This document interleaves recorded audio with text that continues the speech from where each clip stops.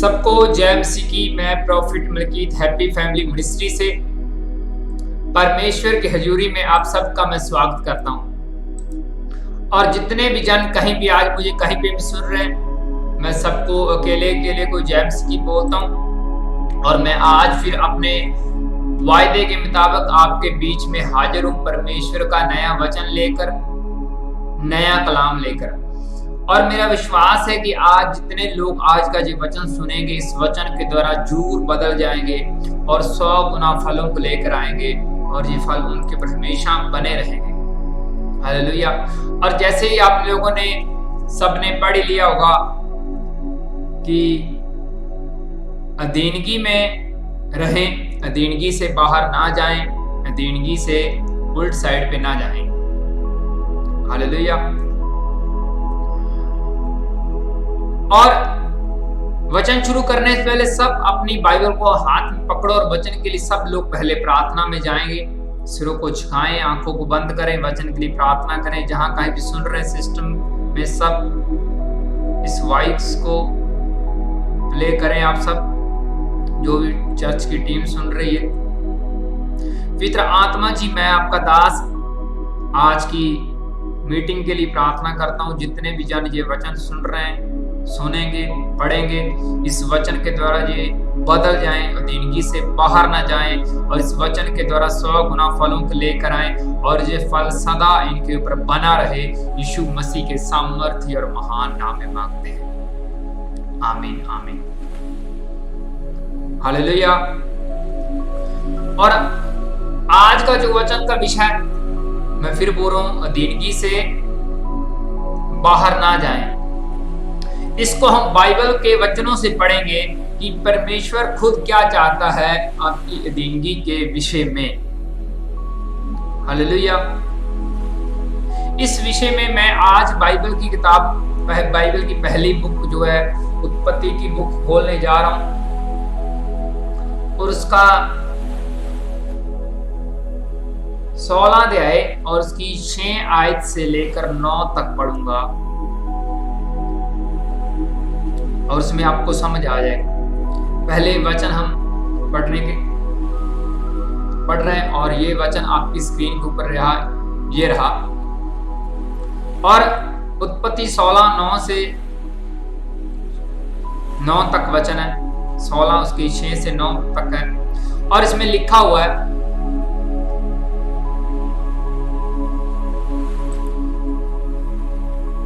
Abraham ने सारा से कहा, देख तेरी दासी तेरे वश में है, जैसा तुझे भला लगे वैसा ही उसके साथ कर। सो सारे उसको दुख देने लगी और वह उसके सामने से भाग गई। सारा कौन थी?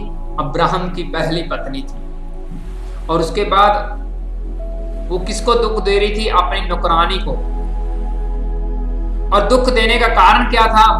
वो अपनी मालकिन के साथ, मींस सारा के साथ, उसकी जो नौकरानी थी वो मिसबिहेव कर रही थी, अपने आप को ऊंचा दर्जा समझने लगी, क्योंकि उसको लग रहा था कि अब्राहम अब उसके साथ है।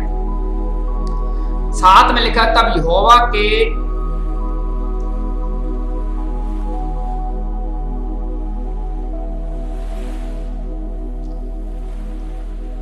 साथ में लिखा, तब यहोवा के दूत ने उसको जंगल में सूर के मार्ग पर जल के एक सोते के पास पाकर कहा, सारे की दासी हजरा, तू कहां से आती है और कहां को जाती है? उसने कहा, मैं अपनी स्वामिनी सारा के सामने से भाग आई हूं। तब 9 में लिखा है कि यहोवा के दूत ने उससे कहा, अपनी स्वामिनी के पास लौट जा और उसके वश में रह। इसमें क्या लिखा लास्ट में? यहोवा के दूत ने उससे कहा, अपनी स्वामिनी के पास लौट जा और उसके वश में रह। मींस उसके अधिकार में रह, उसके अंडर होके रह। और किसने बोला? ये यहोवा के स्वर्गदूत ने बोला। किसको बोला? जो सारा की नौकरानी थी उसको बोला। क्यों? क्योंकि उसको वो भाग रही थी। क्यों भाग रही थी? उसको लग रहा था कि मुझे सारा जो मेरे साथ जेलसी करने लग रही है, क्योंकि मेरे बच्चा होने वाला, ये बच्चा अब्राहम का बच्चा इस्माइल।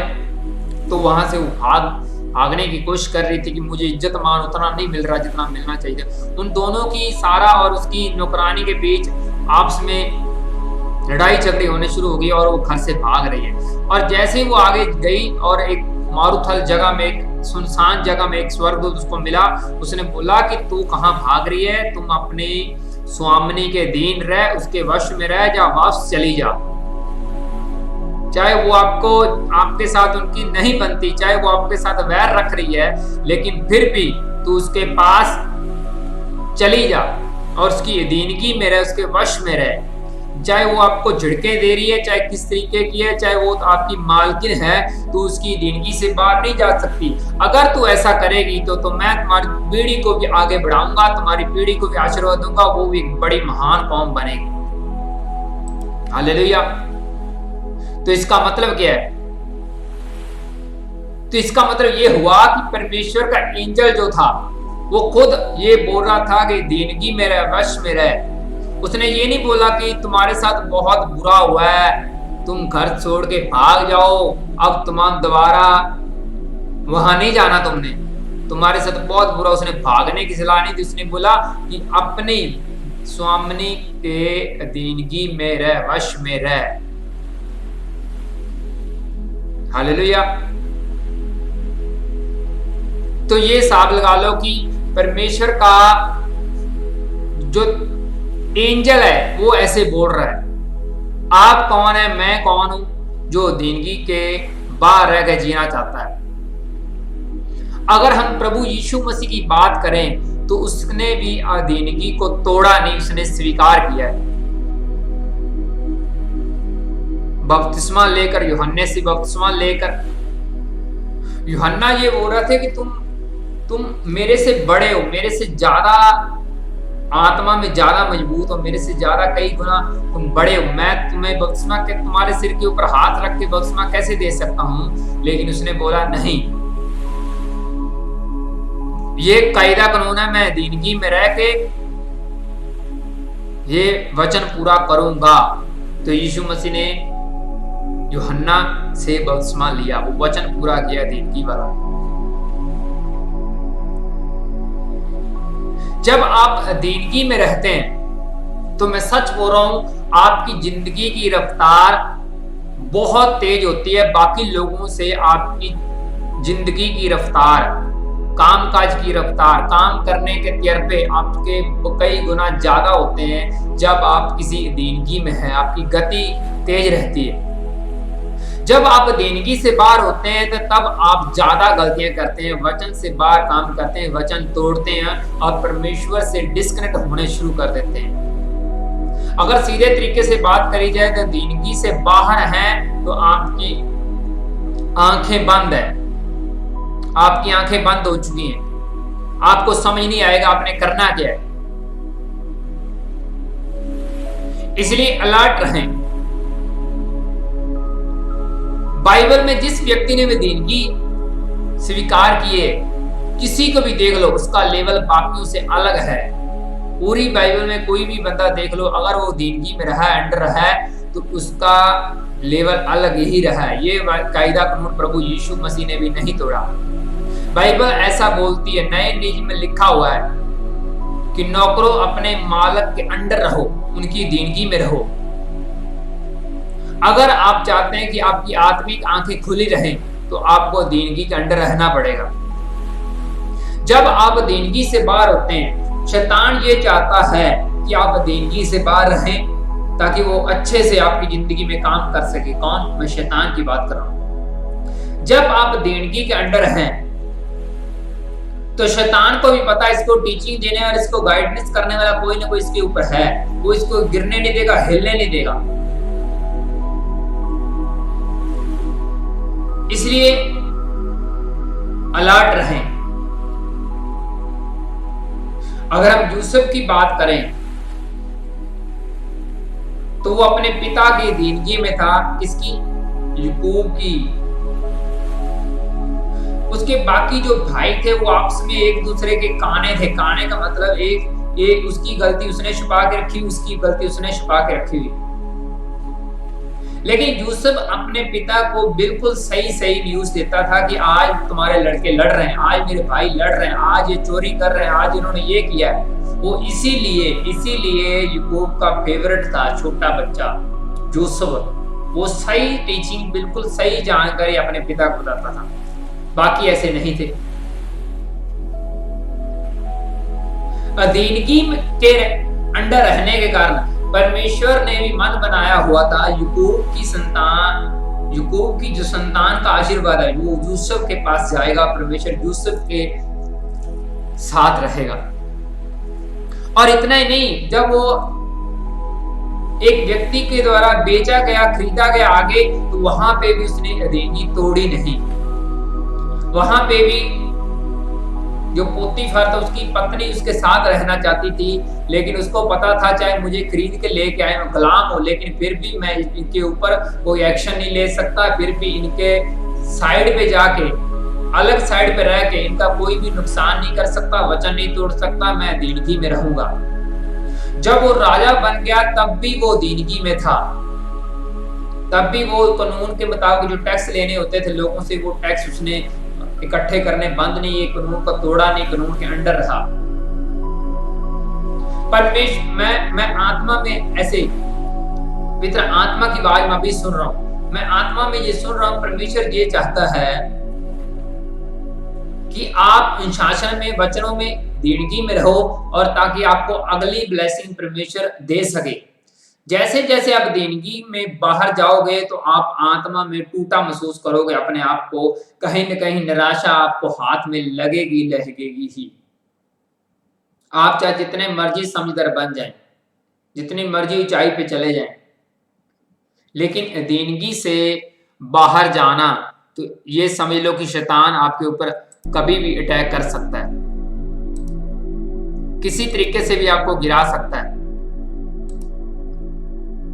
कुछ लोग ऐसे होते हैं जोश में आ जाते हैं, उनको लगता है कि हमें सब कुछ हासिल कर लिया, हमारे पास तजुर्बा है, हमारे पास समझ है, हमें बाइबल की नॉलेज मिल गई, आत्मा मिल गया, सब कुछ हमें मिल गया। अब वो अपने तरीके से घोड़े बजाने शुरू कर देते हैं, उनको लगता है हमें सब कुछ गाइडेंस होगी, हमें क्या लेना देना किसी के, हम खुद टीचर बन गए, सब कुछ बन गए।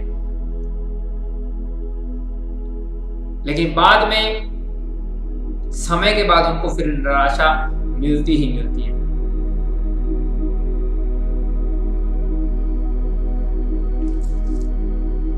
शाऊल दीनगी से बाहर था और परमेश्वर उससे बात नहीं करना चाहता था। उसने सैमुअल के कहरे कानून तोड़े, अपने आत्मिक अगुवे के कहरे कानून तोड़े, तो परमेश्वर ने उससे बात नहीं करी, और फाइनल उसको एक तांत्रिक लेडीज के पास जाना पड़ा भविष्य दिखाने के लिए कि मेरा क्या होगा, मेरे साथ क्या होगा, मेरे साथ बनेगा क्या। हालेलुया। इसलिए लौट रहा है। आप हर मीटिंग में वचन सुन रहे हैं, हर मीटिंग में सुन रहे हैं। क्या आप उस वचनों को सुन के फल पैदा कर रहे हैं? ये आपने कभी सोचा है? आपने सोचा है? आपने जो वचन सुना वो आपने सुना है, आपको लगा बड़ी अच्छी गाइडेंस है, बड़ी अच्छी टीचिंग है, लेकिन आप उसका मनन नहीं कर रहे हैं। मीन्स आप उसको सुन रहे हैं, समझ रहे हैं, सब कुछ है, लेकिन वो मीटिंग में के अंदर वो मसीही जो बंदगी हो रही है, मसीही सत्संग हो रहा है, वहीं पे सुन रहे हैं बस, उसके बाद आपको कोई अता पता नहीं। और जिन्होंने विश्वास करना है रियल तरीके से, उनको चाहे छोटा सा वचन भी क्यों न मिल जाए, उसको उनके अंदर इतना विश्वास होता है, छोटे से वचन के द्वारा कहीं के कहीं लोग पहुंच जाते हैं। कितनी बड़ी परमेश्वर उनको ब्लेसिंग दे देता है। सुनो मेरी बात, ज्यादा वचन के ऊपर कौन विश्वास करता है, कौन ज्यादा वचनों के ऊपर चलता है? जो मिनिस्ट्री में आ रहा है, सबसे लास्ट में है, जो सबसे 0 नंबर पे है लोगों की नजर में, वो हमेशा ज्यादा फॉलो करता है वचन। ये नोट कर लो। जिसको लग रहा है कि दूसरे को लग रहा है कि ये बहुत प्रचार के बिल्कुल करीब है, ये उसके साथ रहता है, शायद इसके मानने का तरीका मेरे से ज्यादा है। लेकिन नहीं, जो बिल्कुल पिछली साइड पे है, पिछली 0 नंबर पे है, दिखने में बिल्कुल 0 नंबर पे है, वो हीरो है। मैं सच बोल रहा हूं। जो सुन रहा है, सुना नहीं रहा, ओनली सुन रहा है।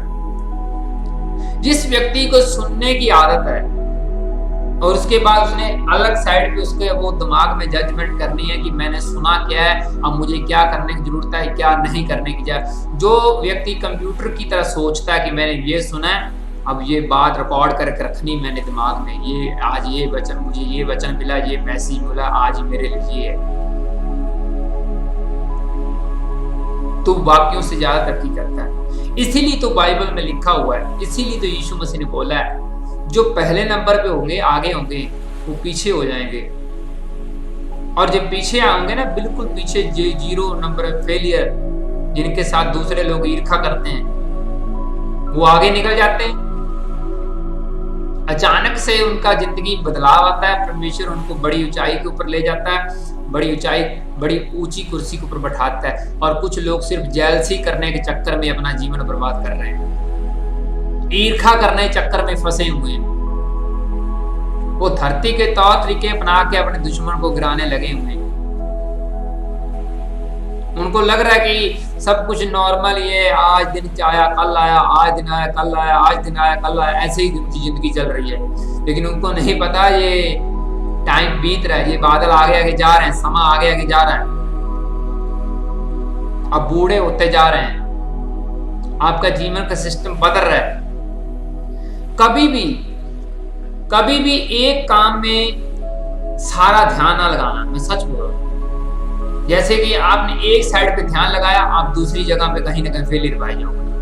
आपको सारे सिस्टम को समझना है, जितना भी धरती का सिस्टम है। मुझे क्या करने की जरूरत है, मुझे प्रार्थना करने की जरूरत है, मुझे वचन पढ़ने की जरूरत है, मुझे उपवास रखने की जरूरत है। ये नहीं कि बस वचन ही पढ़ी जाओ, ये नहीं कि सिर्फ ओनली प्रार्थना करी जाओ। ये अलग अलग मैटर वो सब आपने कंप्लीट रखने हैं। ये नहीं कि सारे हम काम एक जगह बैठ घर में करी जाए, मीन्स हम संडे की सर्विस ही ना अटेंड करें। सारे सिस्टम को समझना है। अगर जिस सिस्टम में आप फेलियर पाए गए, वही पेड़ का एक हिस्सा सूखा रहेगा आपकी जिंदगी का। मैं सच बोल रहा हूं। अलर्ट तरीके से रहना है कि क्या हो रहा है, मुझे क्या करने की जरूरत है, कितना समय बीत गया, पिछले टाइम में मैंने क्या किया, अब मैं क्या कर रहा हूं, आने वाले इस टाइम में मुझे क्या करने की जरूरत है। ये नहीं कि सोए उठे ऐसे ही काम नहीं चलने वाला।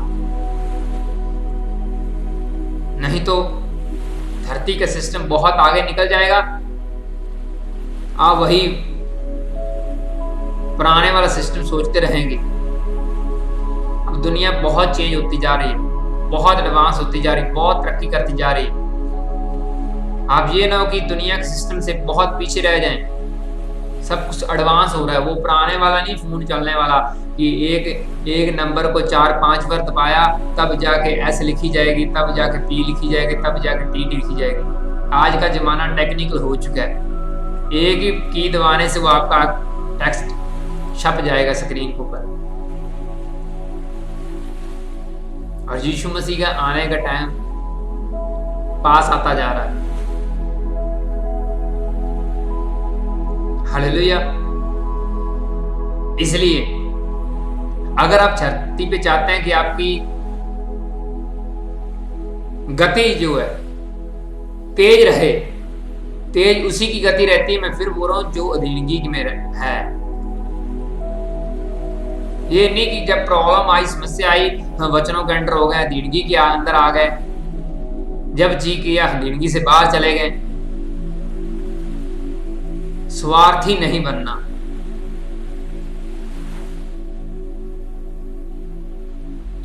अगर सुनो मेरी बात, मुझे बाकियों का नहीं पता, मुझे किसी का नहीं पता,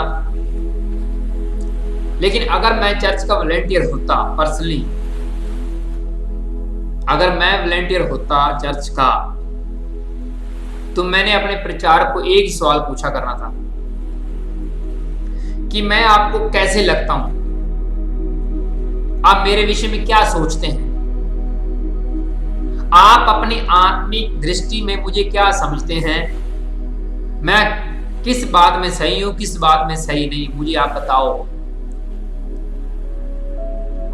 हाँ, आज किसी की माड़ी थोड़ी सी मिस्टेक बता दो, उसका मुंह लटका होता है, उसको लो मेरे ऊपर ज्यादा ही कुछ ये प्रेशर डाला है मारा को, आगे से मुंह उनका बंद नहीं होता। वो एक सुनते एक उनके विरुद्ध बात कोई की जाए, अगर उनको लगे कि ये सिस्टम से बाहर, उनको एक ही उसके खिलाफ कोई बात बोली जाए तो उनके अंदर 4 आ रही होती है पीछे रिप्लाई करने के लिए। डर के कारण कई बार रिप्लाई नहीं देते, उनको पता है कि फिर तो काम बिखर न जाए, हमें हटा ना दी जाए कहीं अपने ओहदे।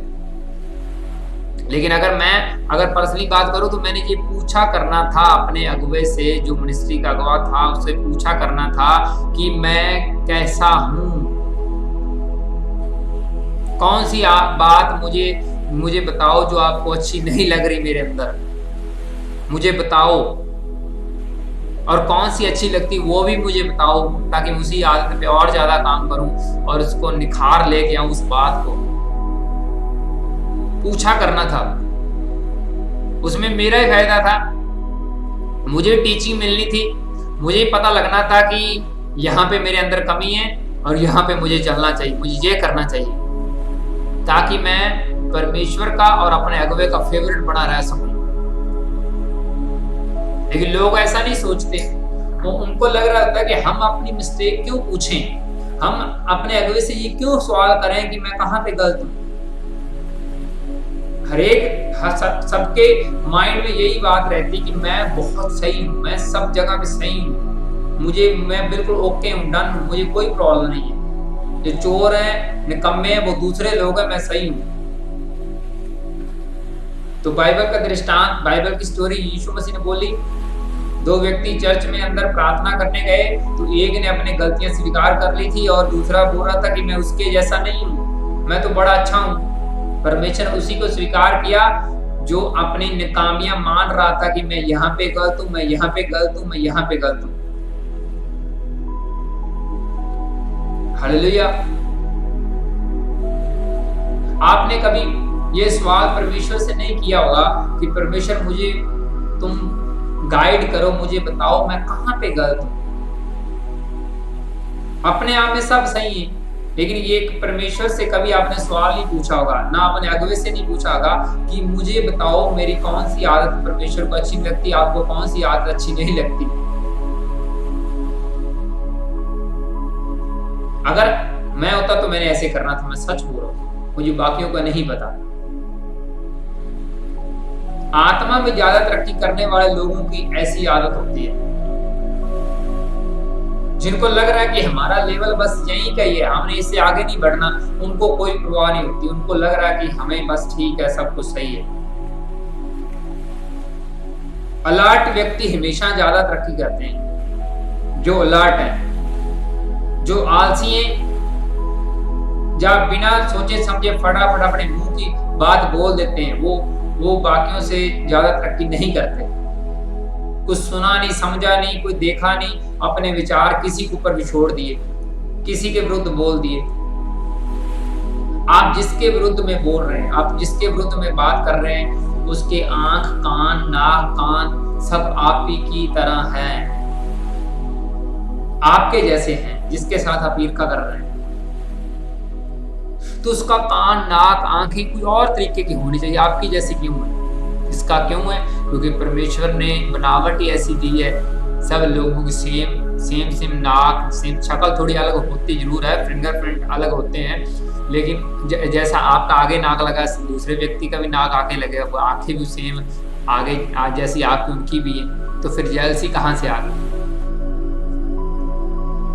जिसने हमें क्रिएट किया, जिसने हमें बनाया अपनी, तो उसने सेम ही लगभग बनाया। शक्लें अलग अलग हो सकती हैं, लेकिन सबका बनतर डिजाइन सेम ही है लगभग। तो हम लोग दूसरे लोगों से ईर्ष्या फिर क्यों करें? क्यों किसी के ऊपर उंगली उठाएं?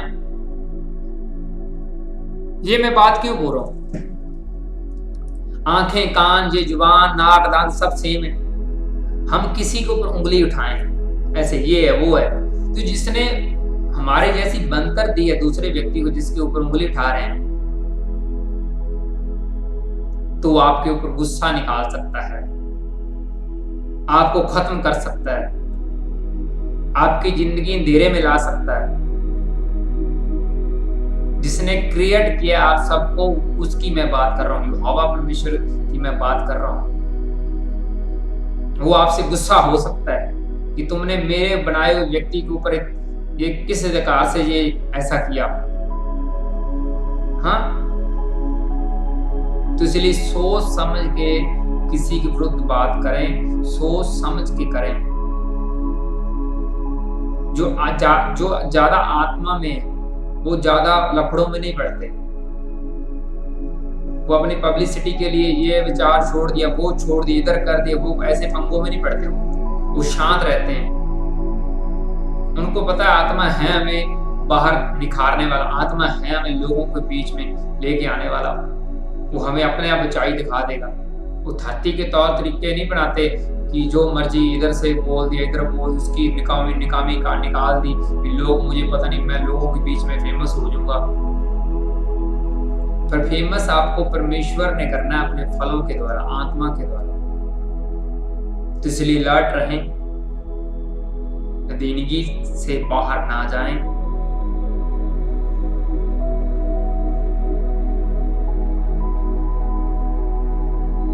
एलिया अलीशा का रिश्ता देख लें, पतरस और यीशु मसीह का रिश्ता देख लें, यूसुफ और याकूब का रिश्ता देख लें, परमेश्वर और अब्राहम का रिश्ता देख लें, आदम और हवा और परमेश्वर के बीच रिश्ता कैसा था।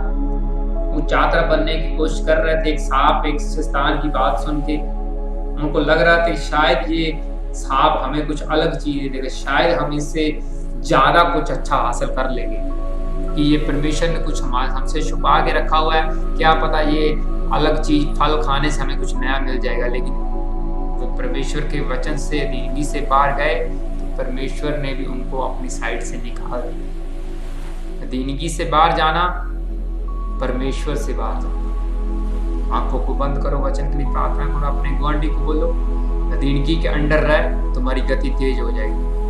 आंखों को बंद करें, वचन के लिए प्रार्थना करें और बोले प्रभु यीशु मसीह पवित्र आत्मा जी, जितना भी हमने ये वचन सुना, इस वचन के द्वारा हम बदल जाएं, 100 गुना फलों को लेकर आएं और ये वचन का फल हमेशा हमारे ऊपर बना रहे और हम दीनगी से बाहर ना जाएं, अगुवे की दीनगी से बाहर ना जाएं, वचनों से बाहर आ जाए, परमेश्वर के दीनगी में रहें।